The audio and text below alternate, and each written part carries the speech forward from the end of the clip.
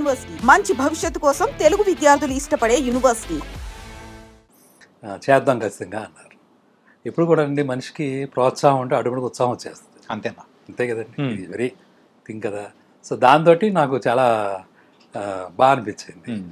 వెంటనే దిల్రాజు గారు country club ఏదో ఉంటుంది సార్ సికింద్రాబాద్ దగ్గర, అక్కడి నుంచి కాల్ వచ్చిందండి. ఒకసారి ట్రై అని చెప్పి అంటే మరి నేను ఆయనకి చెప్పలే. అంటే ఇక్కడ చెప్పకుండా ముందే సురేష్ బాబుకి చెప్పారు. మార్తాండ వెంకటేష్ గారు రమ్మంటే నేను వెళ్ళాను. అసలు ఎంత జరుగుతుందో అనుకోలేదు కదండి. నేను రెండో సినిమా మళ్ళీ రాజు గారికే చేయాలి. ఓకే. సో ఆయన దగ్గరికి వెళ్తే ఏంటి లేదు సార్ అసలు ఇది ఏదో అనుకోకుండా జరిగింది. బట్ నేను అక్కడ చెప్పానండి సురేష్ బాబు గారికి, సార్ రెండో సినిమా నేను ఆయనకే చేయాలి అని కూడా చెప్పాను. అది పెద్ద విషయం కాదు, బట్ నువ్వు కథ బాగా చేయి, ఏదో పాయింట్ బాగానే ఉందా అన్నారు. అదే ఆయనకి షేర్ చేశాను. ఆ రోజు అలాగా నిజం చెప్పాలంటే అది వెంకటేష్ గారి వల్ల దానికి ఏమంటారు ఒక అంకురార్పణ. కానీ సార్ ఫస్ట్ రాజు గారికి అంటే ఇద్దరు హీరోస్, అది కూడా పెద్ద హీరోస్ కావాలి అని అన్నప్పుడు అరే అవునా వద్దు వద్దు అని చెప్పేసి అన్న సందర్భం ఏదో ఉందని మేము విన్నాం. ఇది నిజమా? అంటే ఒక లెవెల్కి వెళ్ళిన తర్వాత ఈ డెవలప్ చేసి ఇదంతా మళ్ళీ నెక్స్ట్ వర్షన్ చెప్తాం కదండి. అప్పుడు వెంకటేష్ గారికి మళ్ళీ చెప్పినప్పుడు ఆయన అన్నారండి, ఏదో చిన్నగా తీసుకుంటే కాదు, గుండం కథలాగే చేస్తేనే బాగుంటుంది, పెద్ద హీరోలు అయితేనే బాగుంటుంది. ఇప్పుడు నేను నాతో పాటు ఓ పవన్ కళ్యాణ్ లేకపోతే ఒక ఇలాగా అని ఆయన నోట్ అంటేనే 2-3 పేర్లు వచ్చినాయి. నా పరిస్థితి ఎలా ఉంది తెలుసా మీకు? చెప్పండి సార్. అంటే మనం ఎప్పుడు ఊహించిన పేర్లన్నీ వస్తున్నాయి. That is one thing. రెండోది దానికి తగ్గట్టుగా చేయాలన్నా కసి ఉంటుంది కదా ఆటోమేటిక్గా. సో ఆ విషయం నేను రాజు గారికి చెప్పాను. ఓకే, ఇలాగ వెంకటేష్ గారు కూడా చెప్తున్నారండి. సో మనం దానికి తగ్గట్టుగానే నేను సినిమాలో ఉందండి, ఆ విషయం ఉంది, దాందే ఉంది, నిలబడుతుంది ఖచ్చితంగాను చేద్దామని. అంటే అప్పుడు కుదురుతుందో లేదో, ఎందుకంటే చాలా క్లాషెస్ ఉంటాయి కదండి ఇంకా సాధారణంగా బిలీఫ్ సిస్టమ్స్లో. కానీ సార్ మీరు ఆ మూవీ ఇద్దరు స్టార్స్తో తీయక ముందు కంపేర్ చేసుకుంటుంటే ఒక 10-15 ఇయర్స్ ముందు వరకు కూడా ఒక ఇద్దరు స్టార్స్ కలిపి చేసిన మూవీస్ చాలా అంటే రేర్. ఏదో క్యామియో ఇచ్చేసి వెళ్ళిపోవడం అనేది చూస్తాం తప్ప అది ఇద్దరు స్టార్స్ ఉండి చేయడం అంటే అప్పట్లో పెద్ద హాట్ టాపిక్ అనేది కూడా నడిచింది. మీ మీద కూడా ఒక స్పెక్యులేషన్ అనేది కూడా ఊహించని అంటే రీతిలో పెరిగిపోయే ఉంటుంది కదా ఆ సిచ్యువేషన్ హ్యాండిల్ చేయడం, అది కూడా సెకండ్ మూవీకే. అంటే అది ఎప్పుడు ఆ ధైర్యం వచ్చిందంటే మహేష్ బాబు గారు ఎప్పుడైతే వచ్చారో నాకు అసలు చాలా ధైర్యం వస్తుంది. ఎందుకంటే ఆయనతోటి సినిమా చేసిన అనుభవం వాళ్ళు చెప్పాలండి. ఓకే, వాళ్ళకు తెలుస్తుందండి అని అంతా ఎలాగా చూసుకుంటారో, ఎలాంటి బలాన్ని ఇస్తారనేది. సో దట్స్ సరే. ఏం చెప్పిచ్చారు సార్ మహేష్ బాబు గారిని? ఏం చెప్పారు, అది అది చాలా విచిత్రంగా జరిగిందండి. మళ్ళీ రాజుగారి దూకుడు సెట్కి తీసుకెళ్లారు. మహేష్ బాబు గారికి చెప్పాను అని చెప్పేసి నాకు ఇంకా బాగా అనిపించింది అండి. ఓకే, ఎందుకంటే ఆ కథ ఊహించుకోవడంలో వెంకటేష్ గారు మహేష్ బాబు గారు బాగుంటుంది అని చాలా కాన్ఫిడెంట్గా వెళ్ళాను. చాలా 15 minutes చెప్పానండి అంతే. ఓకే, చిన్నగానే చెప్పానండి. ఈ సినిమా ఏంటో విచిత్రంగా అందరికీ కొద్దిగా చెప్పడం ద్వారానే ఓకే అవుతూ వెళ్ళిపోయింది. అంటే కంప్లీట్ స్టోరీ అసలు అంటే కంప్లీట్ స్టోరీ లేదని కాదు, అంటే ఫస్ట్ చెప్పేటప్పుడైనా కానీ అంటే ఆయన కూడా 15 minutes చెప్పారండి. ఇలా అన్నతమ్ములు మధ్యలో ఉన్న బాండ్ ఏంటి, మెయిన్ కాన్ఫ్లిక్ట్ అండి. అది బాగా నచ్చిందండి మహేష్ బాబు గారికి. అంటే అది ఏదో చాలా పెద్ద విషయంగా ఉండదండి, అది లోపల ఉండే విషయం అది. దాన్ని అప్పుడు ఎప్పుడైనా ఎవరైనా ఎలా చూసుకుంటారు ఒక ఆర్టిస్ట్గా ఆయన, ఓకే ఈ పర్ఫార్మెన్స్ స్కోప్ ఏంటి, ఇది చాలా డిఫరెంట్గా ఉంటుంది అని ఒక పాయింట్ ఉంటుంది కదండి. ఇప్పుడు విలన్ అనేది లేకపోతే కాన్ఫ్లిక్ట్ అనేది బయట పెద్ద పెద్ద బాంబులతో చేసేది ఉంటుంది, గుండెల్లో డైనమైట్లు పగిలేది ఉంటుంది. రెండు ఒకటేనండి.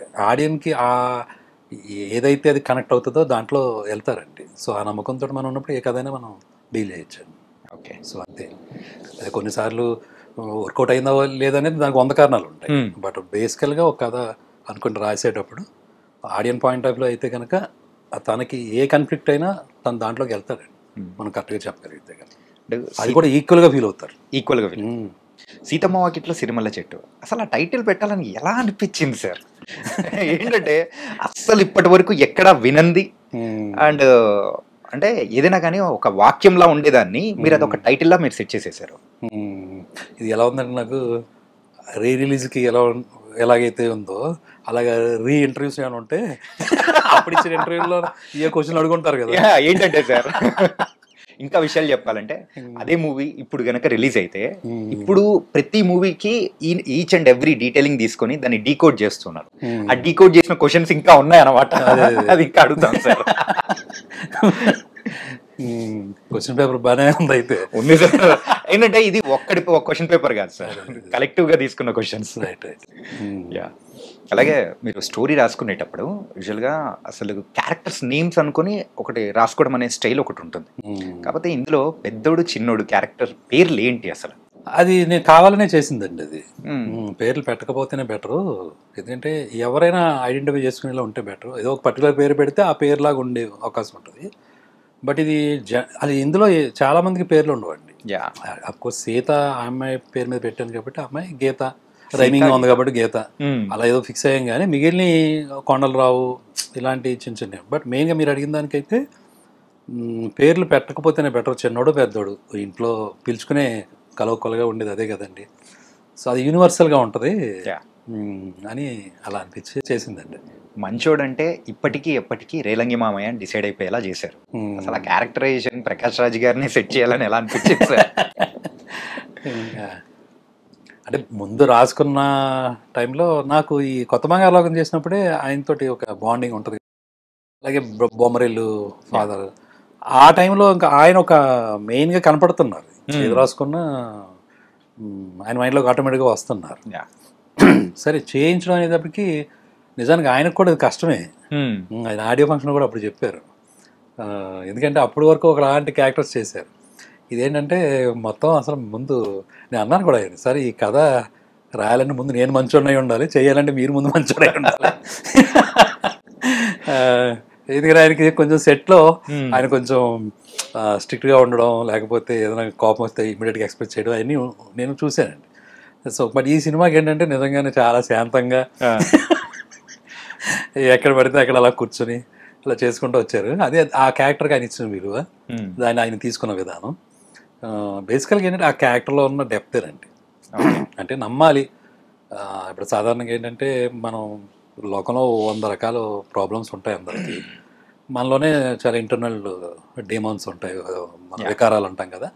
100 రకాల శత్రువులు ఉంటాయి మన లోపలే ఉంటాయి. అవన్నీ దాటి ప్రవర్తించడం అనేది కదా మనం చేసే పని. రోజు ప్రతి ఒక్కరు చేసే ఎక్సర్సైజ్ ఇదే. వాళ్ళు ఎదుర్కొనే ప్రాబ్లమ్స్ దగ్గర ప్రతిసారి మళ్ళీ ఆ టేప్ని ఎంత ప్రాబ్లం ఉన్నా మళ్ళీ మనం చూసుకోవడం మొదలు పెడుతూ ఉంటాం. బట్ ఈ అన్నిటికీ ఒక సొల్యూషన్గా చెప్పాలి అంటే బేసికల్గా మనిషి అంటే మంచోడు కదా లోపల. ప్రతి ఒక్కడ ఇప్పుడు తపన ఏంటండి, మనం చెడ్డగా కనిపించినా లేకపోతే మనం ఒక తెలియకుండా మిస్టేక్ చేసినా మళ్ళీ దాన్ని రికవర్ చేసుకుందానే ట్రై చేస్తూ ఉంటాం కదా. లైఫ్ అంతా జరుగుతూ ఉంటుంది కదా ఈ ప్రాసెస్. దట్ మీన్స్ మనిషి అంటే ఖచ్చితంగా మంచోడు అయితేనే ఆ పని చేస్తూ ఉంటాడు. పైగా అందరూ భగవంతు స్వరూపులు అన్నప్పుడు మంచోడు కాకుండా ఎందుకు అవుతాడు?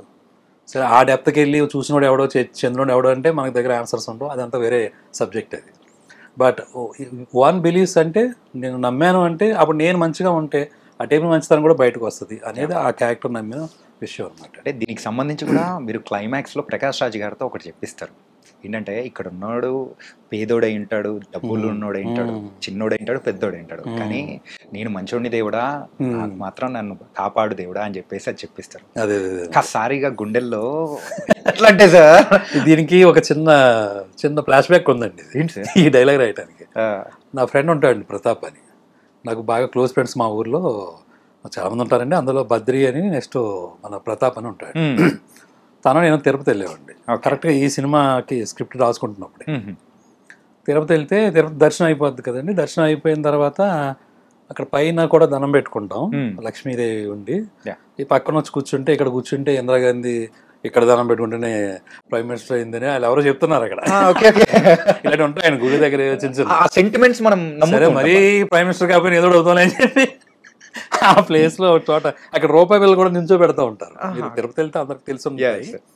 ఆ ప్లేస్ లో ఎందుకో చాలాసేపు ఎక్కువసేపు కూర్చున్నాను బయటకు రాకుండా. ఇంకా ఆ దృష్టి ఏమైందంటే ఈ లోపలికి వచ్చి దర్శనం చేసుకునే వాళ్ళ మీద పడింది.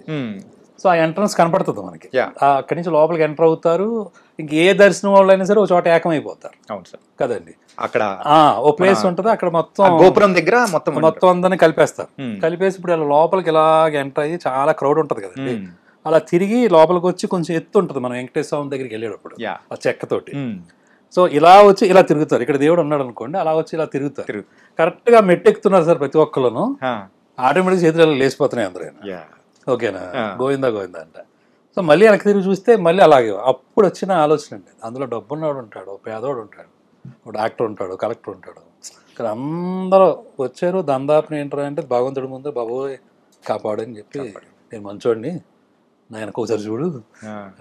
అప్పుడు నేను మా ప్రతాప్ తోటి అన్నాను, క్లైమాక్స్ ఇదేరా, అదేంటంటే ఎలా డీల్ చేయాలి, ఎందుకు అతను నవ్వగలుగుతున్నాడు ప్రతి ఒక్కరిని చూసి, అంత కాన్ఫిడెంట్గా ఎలాగా చేయగలుగుతాడు అంటే అతను నమ్మాలి, ఏదో ఒకటి నమ్మాలంటే దానికి ఒక హేతు ఉండాలి. సో ఇది వర్కౌట్ అయిపోద్ది.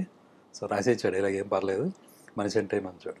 మీకు ఒక విషయం తెలుసండి, ఈ సినిమా అయిపోయిన తర్వాత విజయవాడ బస్ స్టాండ్లోనూ నాకు బుక్స్ దొరుకుతాయండి ఒక చోట. ఓకే, అక్కడికి వెళ్ళాడండి. ఈ సినిమా రిలీజ్ అయ్యి 6వ నెల 7వ నెల అనుకుంటా, అప్పటికి చాలా కాలం అయింది. నుంచుని ఆ బస్ కోసం నుంచుంటాను, మా ర్యాలింగ్ వెళ్తాను మా ఊరు వెళ్తాను. ఒక ఆయన వచ్చాడండి, ఏమంటే మీరు సిద్ధమాటలో డైరెక్టర్ గారు? అవునండి. ఏమండి మనిషి అంటే మంచోడు అలా డైలాగ్ రాయకండి సార్, మనిషి అంటే దొంగనా కొడుకండి. ఎందుకు సార్? ఏమో ఆయన ప్రెస్టేషన్ ఏంటో. ఓకే, ఇక్కడ బాగా డైలాగ్ ఇప్పుడు రాయకండి సార్, నాకేమో నవ్వొచ్చింది. సో అవన్నీ ఉంటాయండి, కామన్గా ఉండే విషయాలు. బట్ మనం నమ్మింది ఆ పాయింట్ దగ్గర అయితే నేను ఆ క్యారెక్టర్కి డిసైడ్ చేసి రాయిచ్చేయం పర్లేదండి.